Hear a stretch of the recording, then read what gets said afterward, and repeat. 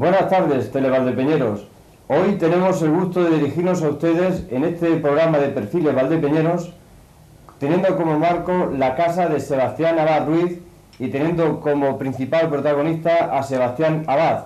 Es un hombre de 77 años y para el que no conozca a Sebastián, yo diría que es el líder de todo. O sea, ha sido un maestro albañil, pero no un maestro normal, ha sido un maestro de maestros.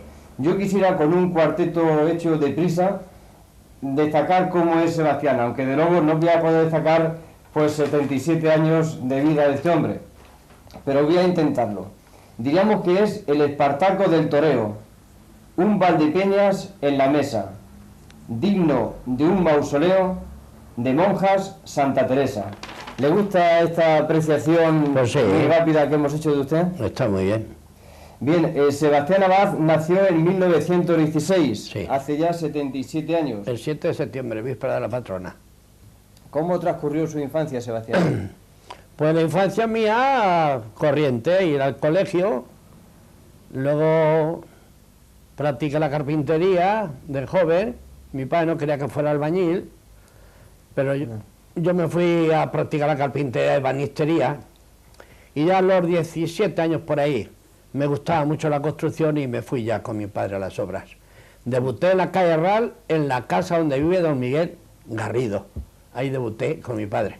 Sí, sí. Y luego pues estuve en la obra de la casa de la calle de las escuelas, que eran los madrileños, que es Romegal. Y luego mi padre hizo el cine de proyecciones, y una vez terminó el cine de proyecciones, a poco de aquello estalló la guerra y al frente. Sí. O sea que usted era hijo solo, sin embargo, Solo. su padre no quiso darle carrera, Sí. ¿no? A pesar de que usted era un aventajado alumno Sí, era. en todos los colegios de Era la un, cuestión. era un listillo, pero mi padre decía que no quería tener señoritos en la casa. Estaba conceptuado el Sí. que funcionaba, el que era líder, el alumno mejor. Han muerto cerca todos los compañeros de colegio. Queda todavía este que tiene un negocio de vino, Bautista García. Ese es el que queda. Me lleva a mí un par de años, pero cerca todos han muerto en la época que yo fui al colegio. Pese a haber sido usted maestro albañil, usted quizás haya tenido la satisfacción de tener dos hijos varones, Sí.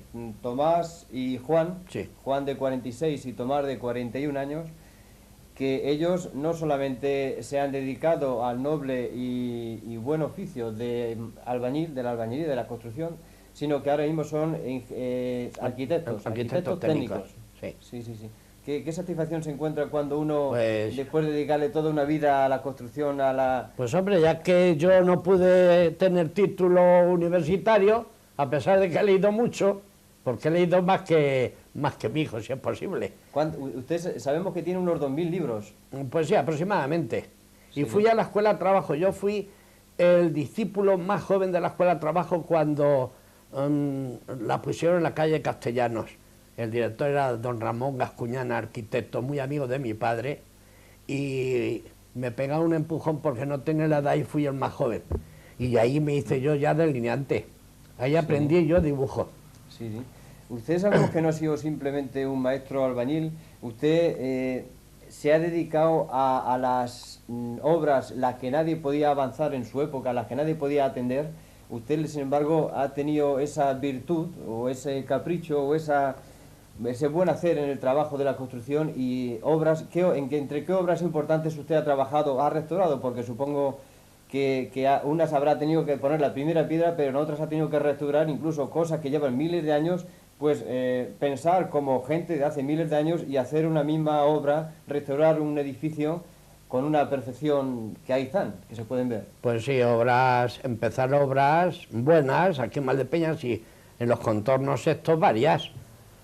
Y otras muchas, por ejemplo, la Salesiana lo empezó don Miguel Garrido, el aparejador, y luego por circunstancias pues lo terminé yo.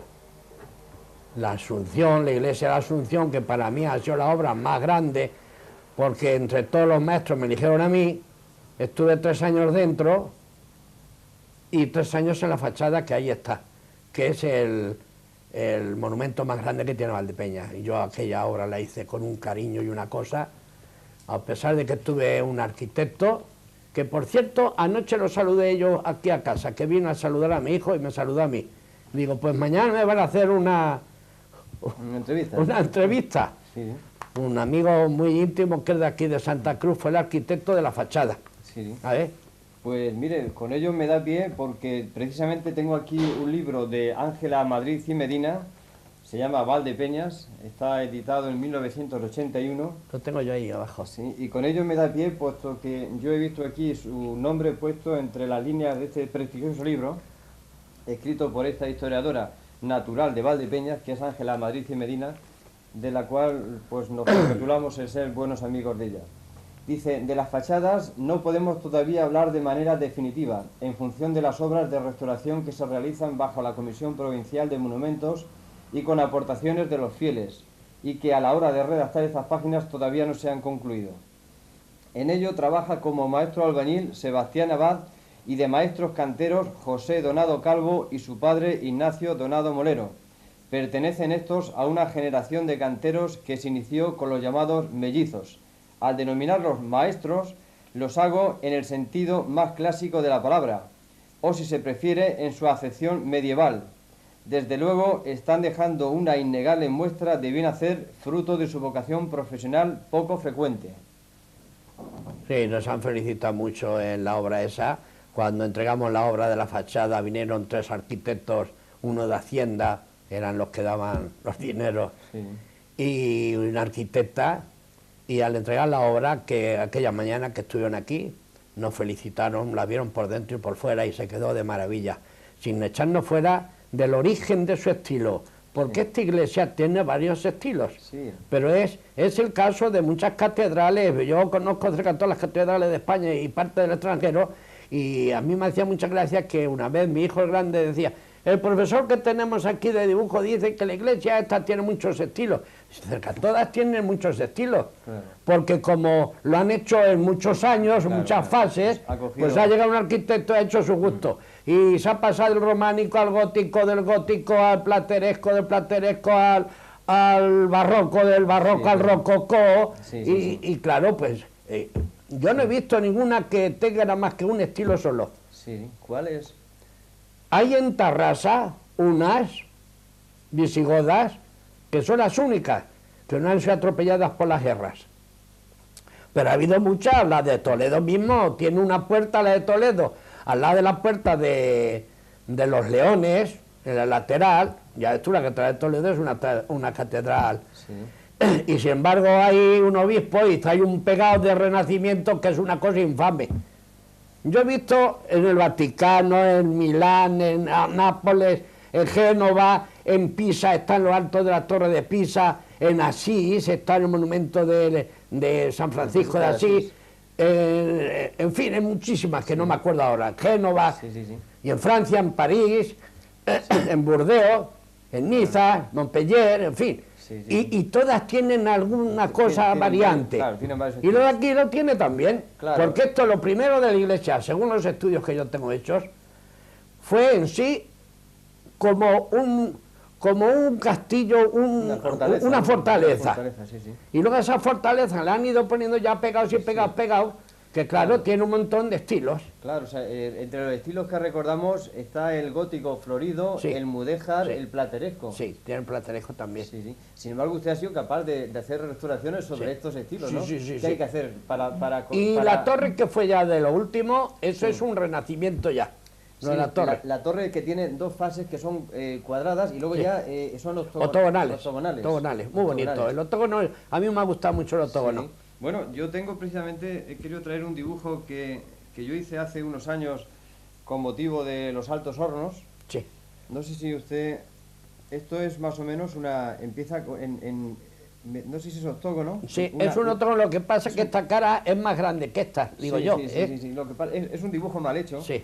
Es un dibujo mal hecho, entonces, ¿qué opina usted de las chimeneas, grandes chimeneas que tenemos aquí en Valdepeñas? Hombre, yo pienso que están muy bien esas, ¿no? Son bonitas, son bonitas. Y aguantar ahí tanto tiempo, incluso con situaciones adversas de tiempo, de las inclemencias de a Valdepeñas le han quitado mucho mérito quitando tantas industrias y chimeneas y cosas de estas. Sí. ¿Usted qué siente cada vez que hay un edificio que hay que demoler? ¿Qué es lo que siente un maestro albañil? Yo no demuelo ninguno. Ya, pero cuando realmente sale se puede, pues, que se puede restaurar, porque la casa de la fundación de Gregorio Prieto, eso era un montón de escombros. Tuvo que colgarla y hacer cimentación y todo. Y sin embargo ahí está. Otro, por ejemplo, un edificio que no se ha demolido la parte interior, pero se ha salvado la fachada, se ha guardado la fachada, era el antiguo Instituto Nacional de Previsión, el ambulatorio que teníamos entonces en la calle Capitán Fillol. Sí. Eso es lo que se debería hacer, ¿no? Realmente, claro. al menos conservar la fachada. Una fachada monumental, eso. Claro, hacer un edificio moderno, pero con una fachada antigua, ¿verdad? Eso fue antes de la guerra al Círculo Republicano. Ahí se daban bailes y cosas de estas. Y enfrente estaba el Círculo Liberal, donde están los bares esos. Sí, el café local. El café local y eso. ¿Cómo deberíamos de interpretar, cómo usted interpreta los planos? Sabemos que hay varias escalas, ¿no? Hay 1,10, 1,20, 1,25, 1,50, 1,70... El 1% es el más corriente. 1%. El 1% es el más corriente. O sea, ¿qué quiere decirse? Que según el volumen... Que si en el plano mide 1 centímetro, en la realidad, ¿cuánto mide? Es 1 metro. Es 1 metro. El 1%. Esa es la escala... 1 centímetro por 100 centímetros. Sí. Esa es la escala que más... La más corriente es esa. La más popular, ¿no? La más conocida. Sí. ¿Cuál es la función de un maestro albañil, realmente? Pues hombre, la función de un maestro albañil, lo que pasa es que ahora en la vida moderna, los que hacen los pisos estos, por ejemplo, como los del canal, pues muchos de ellos son contratistas más que maestros albañiles. Contratan y son como si dijéramos tratantes, que me perdone, ¿sabes? Pero la función de antiguamente, la edad mía y más atrás, la de mi padre y mi abuelo, que también fue maestro albañil, y la de señores buenos maestros que han tenido Valdepeñas y buenas casas, que algunas las han tirado, casi una pena, pues la función esa era de tener un conjunto de albañiles, mantenerlos, y entonces el aparejador, había aparejadores y arquitectos. Valdepeñas tenía un arquitecto aquí en la plaza de Valdepeñas, fijo. Don Ramón Gascuñana lo conocí yo siendo de joven, que fue el director de la primera escuela de trabajo en la calle Castellano. ¿Sabes? Y el profesor que tuve yo fue don Raimundo Caro Patón, que la calle de Raimundo Caro Patón es del profesor este, que en la guerra el pobre lo mataron, ¿no? Pues la función esa es que te dan un plano y tú tienes que digerir el plano. No obstante, el aparejador, si ignoras a una cosa, llamarlo y que te oriente la cosa. Me gustaría recorrer... Claro, estamos maestros y maestros, ¿sabes? Como en todos los oficios. Sí, claro. Me gustaría recorrer la jerarquía o las categorías de la albañilería o de la construcción, no sé cómo usted lo podría denominar mejor, pero, por ejemplo, primero está el pinche, ¿no? Que es el chico que inicia el aprendiz. El aprendiz. Luego está el peón suelto, luego está el peón especializado, luego está el peón ayudante. Luego está el oficial de segunda, después viene el oficial de primera, luego el encargado, después el maestro, luego el aparejador, y después del aparejador el arquitecto o ingeniero en caso de puertos, minas y canales, ¿no? Según la obra que se realice. Ya. Pero lógicamente el arquitecto es el que le da el finiquito de la obra. Está claro, o sea, nos va a responder con toda naturalidad y además con toda la profesionalidad del mundo. ¿Qué es el yeso muerto? Yo he de hablar y decir, oye, el yeso está muerto, ¿qué es? Pues el yeso muerto es cuando se luce en fino.